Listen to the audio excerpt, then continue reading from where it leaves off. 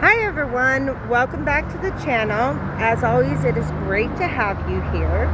I wanted to pop by. I found my little Valkyrie wings today. I actually got these for myself for my birthday back in January, but I've been waiting for a chance to wear them until I found them today, and I was just like, you know what am I waiting for? You know what, I'm just gonna wear them today. So I decided to wear them to work because why not, if I've learned anything from losing so many people, it's that life is short and is meant to be enjoyed. So of course, most of the customers seem to enjoy them, as most of the customers seem to enjoy my weirdness, period. So it's just kind of par for the course for me. I saw a meme the other day that was just like, oh gosh, it said, being the weird girl has pretty much worked out for me, because whenever I say something, people are usually like, yeah, that tracks. But I mean, it comes down to, like, I was telling one of my friends the other day, I was just like, you know what, just do it for yourself.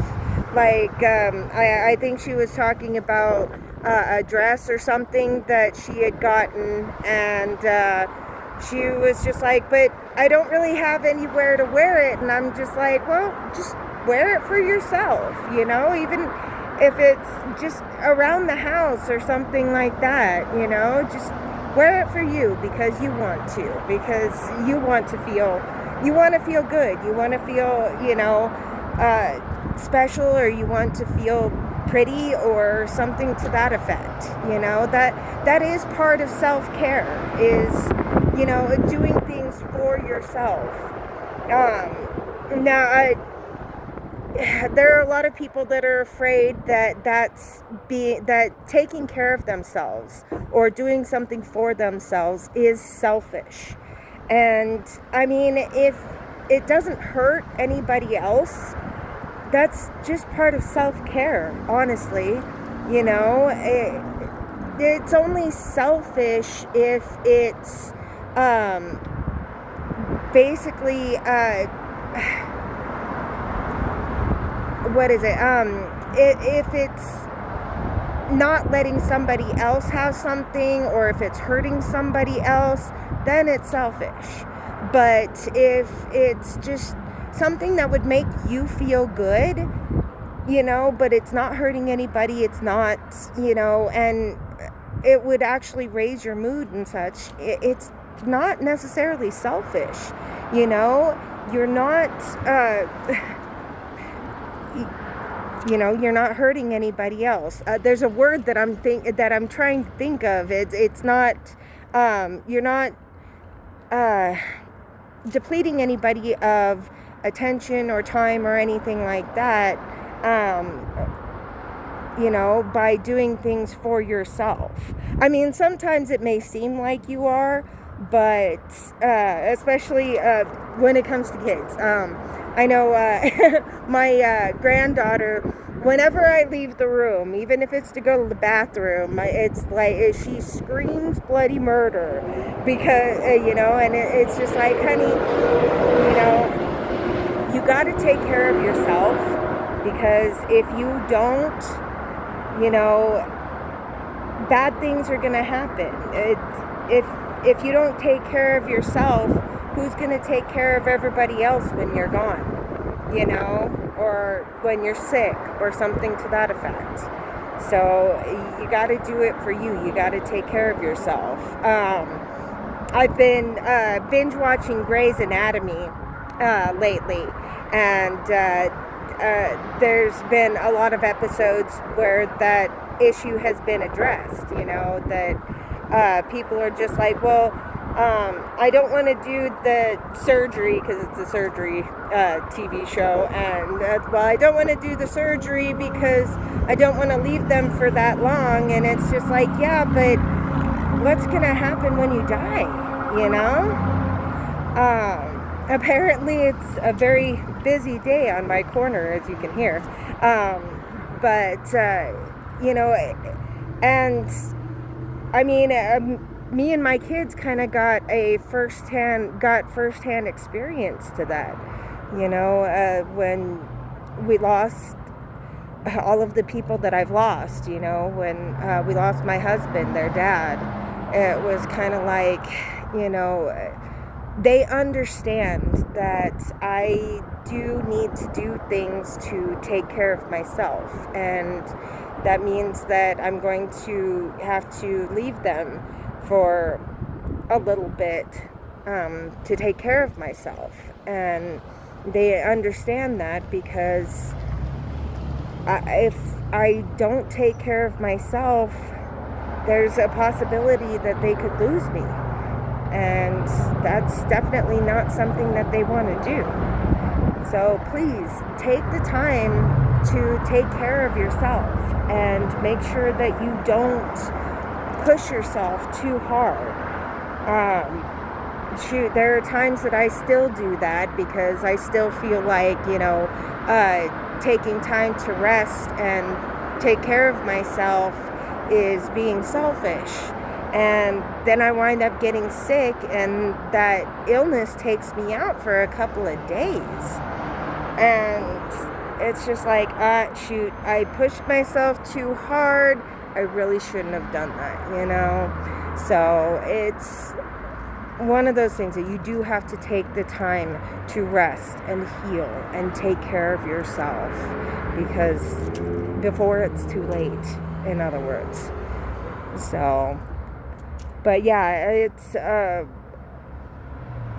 it's been a pretty rough couple of days. I've been trying, a couple of days, couple of weeks, honestly. I was on here last week and I was talking about the anniversary of losing my husband, and that really took a toll on me. It was one of those things that I've been fighting depression pretty much ever since. And even depression can take a toll on you, both mentally and physically. There are days when it's a struggle to get out of bed. It's a struggle to get up off the couch. And you got to acknowledge that and figure out what it is you need to come out of that point. You know, for some it's talking. I spent the majority of last night on the phone with one of my best friends, and I cried a lot and I talked a lot, and it helped immensely. And I remember telling her that this, you know, I need to talk about it. I need to express it. I really do, so that I can let it go. So that I can, and Infinity today, really oddly, was talking about taking those heavy energies and transmuting it into creative energies and communication and things like that. And it's true, you know, transmuting those heavy energies into something creative or something, you know, positive, and acknowledging it as something, as a type of healing, is really good, you know. And it really did help. I woke up this morning and, you know, as you can see, I was feeling much better. And so acknowledging that it was something that I needed to express and I needed to transmute into something better. It really did help. So, and I had come to that conclusion by essentially having the conversation with myself as far as, what do you need? You know, essentially kind of pretending that I was another person. Hang on. As I said, it's been a busy day. But yeah, apparently I'm not the only one that's feeling better. So it's good to hear. But it's, you know, after having, you know, that conversation with her and releasing a lot of that heavy mood and crying, releasing the oxytocin into my system, you know, I'm feeling much better today. And so having that conversation with myself, essentially pretending that, you know, I'm sitting next to, you know, a separate entity and saying, what is it that you need in order to process this, in order to help yourself grow from it. And just, you know, I'd done this once before. It was Valentine's Day, when I asked myself, what do you need for me to show you how much I love you? I love myself, because essentially you're the one that you're going to be with for all of your life. And I had told myself, I just need to cry.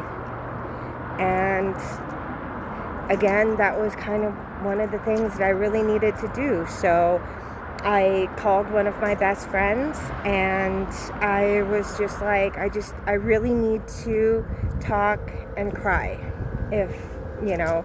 And of course I asked her, you know, to call me when she had the time, and so that I could do that. And it really did help. So I mean, maybe I'm hoping that it helps by sharing my experiences and transmuting my heavy energy into something that might help others.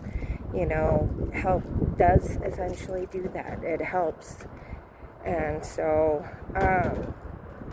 you know, it's worth having that conversation with yourself sometimes. So, if you like my style, like and subscribe, and we'll talk to you next time.